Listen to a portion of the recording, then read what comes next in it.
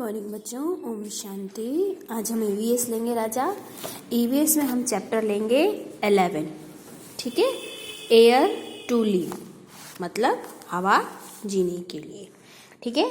Air is also around us. हवा जो है वह हमारे चारों तरफ है। We need air to live. We can not live without air. हमें जीने के लिए हवा चाहिए, हम हवा के बिना नहीं जी सकते। All human beings, animals and plants need air to live. चाहे इंसान हो, चाहे जानवर हो, चाहे पेड़ पौधे हो, सबको जीने के लिए हवा चाहिए। तो अब हम देखेंगे प्रॉपर्टीज ऑफ एयर। एयर की क्या क्या प्रॉपर्टीज है, हम क्या एयर को देख सकते हैं। तो we can not see air, हम हवा को देख नहीं सकते। We can not smell air, हम हवा को सूंघ भी नहीं सकते, टेस्ट भी नहीं कर सकते। हम सिर्फ हवा को ओनली फील कर सकते हैं। We can only feel air, हम हवा को सिर्फ फील कर सकते हैं, है ना। तो न हम हवा को देख सकते हैं, न टेस्ट कर सकते हैं, न स्मेल कर सकते हैं, सिर्फ महसूस कर सकते हैं, फील कर सकते हैं। ठीक है। और एयर अब कहाँ कहाँ यूज होती है। Air is use in balloon, balloon के अंदर हम हवा भरते हैं बलून के अंदर। ठीक है।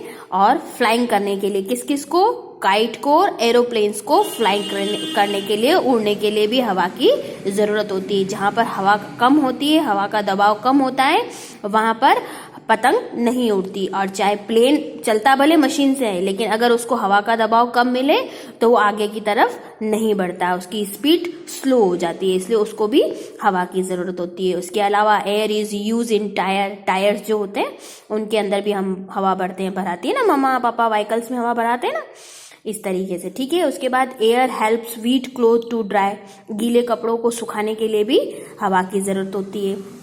Air help us to live, we breathe air to survive, हम जीने के लिए, जिंदा रहने के लिए सांस लेते हैं, और सांस लेने के लिए हमें क्या चाहिए, हवा चाहिए। एयर हेल्प इन बर्निंग, हवा जो होती है वह किसी भी चीज को जलाने में भी मदद करती है। जब हम कोई चीज जलाते हैं और वहां पर हवा नहीं होती तो वो चीज नहीं जलती है, और जलती भी है तो बहुत मुश्किलों से और देर से जलती है, हालांकि जलती ही नहीं है। लेकिन अगर थोड़ा बहुत भी हवा का दबाव वहां पर है तो जलती भी है तो बहुत मुश्किल से दबती है और जल्दी बुझ जाती है। इसलिए हवा जलने के लिए भी हवा का होना जरूरी है। अब देखो, air has speed, useful properties. किसकी, एयर की यूजफुल प्रॉपर्टीज कौन सी है वो देखते हैं। एयर हैज स्पीड, हवा में स्पीड होती है। ठीक है। एयर हैज डायरेक्शन, हवा का डायरेक्शन भी होता है, कभी वो वेस्ट के ईस्ट की तरफ उड़ती है, कभी देखते हैं ना अपन जब पतंग उड़ाते हैं तो अपन ये देखते हैं कि हवा का रुख किस तरफ है, हवा का डायरेक्शन किस तरफ है, फिर हम पतंग भी उस तरफ उड़ाते हैं। तो हवा डायरेक्शन भी डिसाइड करती है, वो डायरेक्शन देखकर भी चलती है, फोर्स के साथ भी चलती है। ठीक है। और वेट भी होता है, हवा में वेट भी होता है। अब देखो, आप अगर आपने खाली टायर रख रखा है तो उसका वेट कम होगा, और उसमें हवा भर दोगे तो उसका वेट बढ़ जाएगा। तो इसका मतलब हवा में स्पीड भी होती है, फोर्स भी होता है, डायरेक्शन भी होता है और वेट भी होता है। ठीक है।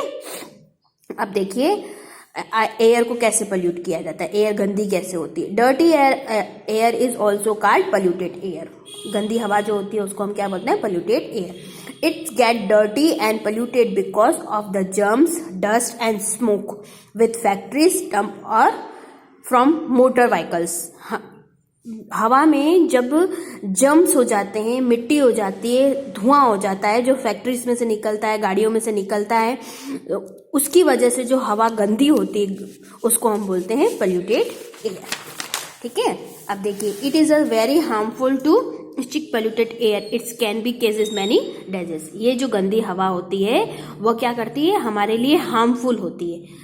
हम जब सांस लेते हैं तब वो गंदी हवा जब हमारे बॉडी में जाती है तो हमारे लिए जो होती है वो हार्मफुल होती है, हानिकारक होती है, उसकी वजह से हमारे को बहुत सारी डिजीज हो जाती है, बहुत सारी बीमारियां हो जाती है। ठीक है। तो step we can do to clean air, तो अब देखेंगे हम कि हम हवा को साफ किस तरीके से कर सकते हैं। देखिए, cover short distance by cycling और walking to avoid the use of motor vehicle.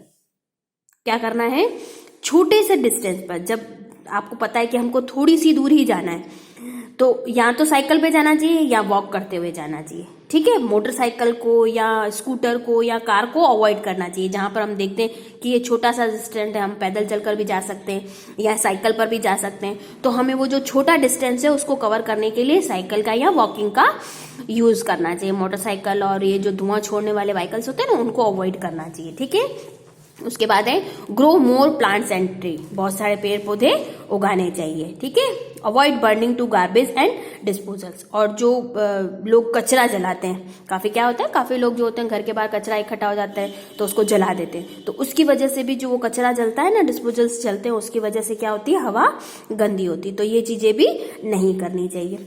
Factories must be set up out the city of town, सबसे ज्यादा धुआं जो निकलता है वो फैक्ट्रीज में से निकलता है। जैसे प्लास्टिक की फैक्ट्री बनती है उसमें से जो धुआं निकलता है, या मेडिकल दवाइयों की जो फैक्ट्री होती है उनमें से धुआं निकलता है। ऑलमोस्ट सारी फैक्ट्रीज में से केमिकल वाला धुआं निकलता है। तो कोशिश करनी चाहिए, कोशिश क्या करनी चाहिए, बिल्कुल out of city, out of town ही उन फैक्ट्रीज को बनाना चाहिए। सिटीज के अंदर इन फैक्ट्रीज को नहीं बनाना चाहिए। ये कल कारखाने कहाँ होने चाहिए, शहर के बाहर या सिटीज के बाहर होने चाहिए, ताकि इसका जो काला धुआं है या गंदा धुआं है वो ऊपर उड़ के दूसरी तरफ जाए, लोगों की सिटी में ना जाए, शहर की तरफ ना हो।